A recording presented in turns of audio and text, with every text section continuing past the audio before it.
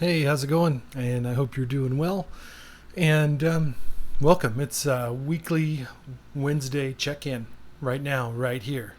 You've made it. You've found it, and now you get the update. So, um, basically, first off, I had planned on going live last week again and didn't. We had a little bit of family drama on Friday. Um, we have a couple of cats, and they're indoor only. And one of our cats, occasionally we'll take them out on a leash outside, but one of them got out when an electrical inspector showed up, and we didn't know about it. And then we saw him outside later, went out to get him, and he had gotten freaked out by something. Something had seriously spooked him, and he just took off and vanished. Just vanished. And my daughter's favorite cat just gone. And we're pet people here. My wife's a veterinarian, and I like cats. I like dogs. I think animals are very special, and it was pretty scary. We live out in a rural area on about 8.25 acres, and there are coyotes. There are occasional cougars, and our cat weren't entirely confident that he had a lot of street smarts to survive out there, but he did not come back. My wife and I split duty all night long, watching overnight to see if he would come back to where he often, one of the doors, in front of our windows. We had lights on, just hoping he would show back up, and he didn't. And it was heartbreaking. And then on Saturday all day, I went out that morning. We passed out flyers around the rural neighborhood in case he showed up. And I tell you, the thing that just broke my heart was my daughter walking outside, calling his name, and shaking this box of cat treats. Oh my God, it was killing me. I was thinking that he wasn't coming back. And he reappeared. He actually popped back. My wife saw him from the house. Both my daughter and I were outside in other areas of the property, and my wife was in the house, and she looked out the window, and there he was. And she was able to go outside, and he let her pick it up. He was still a little freaked out. He'd been gone for 24 hours, but he showed back up. And anyway, we now have a cat tracker on his collar that we'll be using just in case that happens again. And he is back, and that was just relief. I just had to share that story because it just kind of set the tone for the weekend. It was quite the emotional thing. If you're not a pet person, maybe you can't relate. If you are, maybe you can. But anyway, on to my actual update after that unrelated weight loss story, non-weight loss story. So anyway, we're at, what are we at? 28, 29 weeks?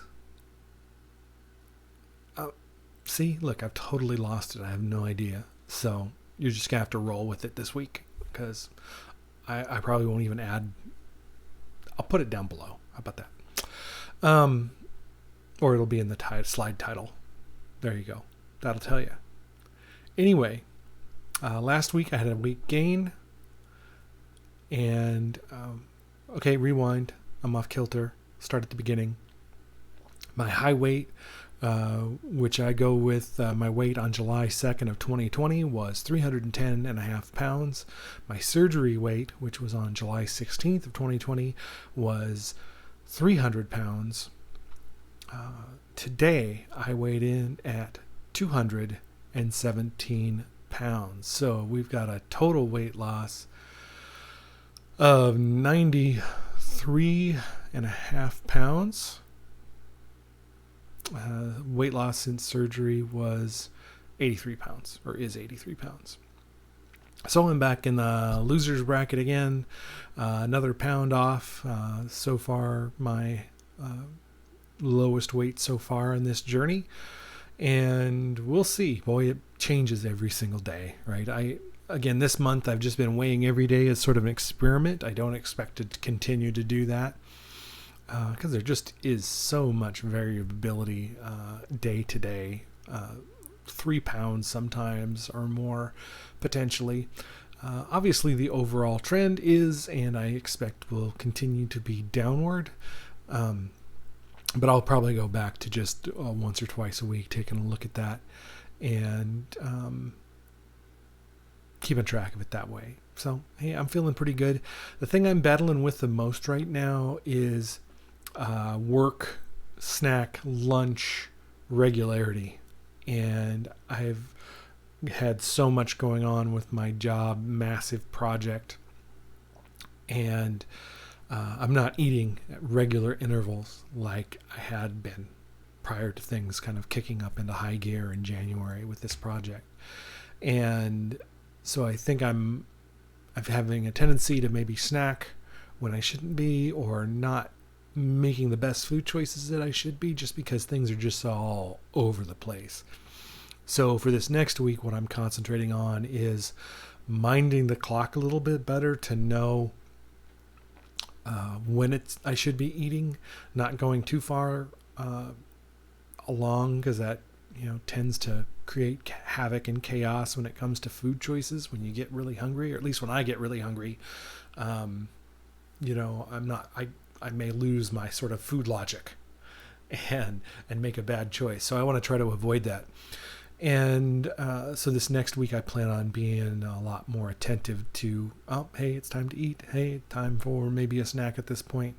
And I do have some good foods made. So that, I haven't been having like junk foods, stress eating tends to be carrots and hummus if I'm stressed. But, still that adds up, right? To a certain extent. Again, still weight trend is still downward, so I'm not concerned per se, but just mindful, because obviously I don't want to go backwards in how I'm making food choices and how I'm feeling about food, and I want to continue to have a positive relationship with food and continue to make good food choices and just not go all pell-mell crazy. But life happens, and that's kind of the way it is. I am due for a 6-month checkup with my bariatric team. I have not scheduled that.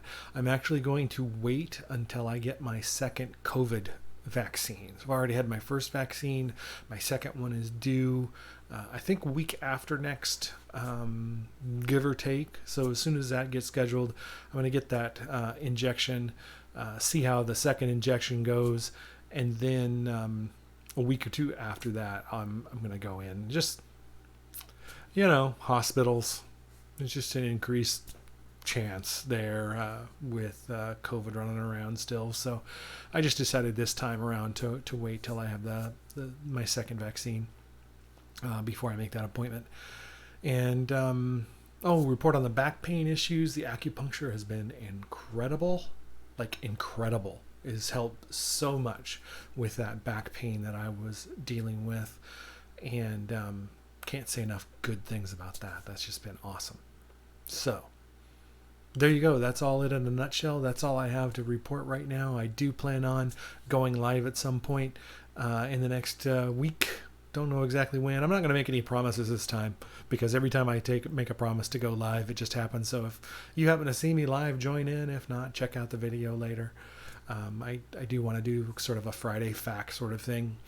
May not be live, may have to just record it and post it, so we'll see. And have some other videos planned too. Top 25, top 10 sort of videos that generally a lot of people like to see, especially those looking into the surgery. So, until next time, take care.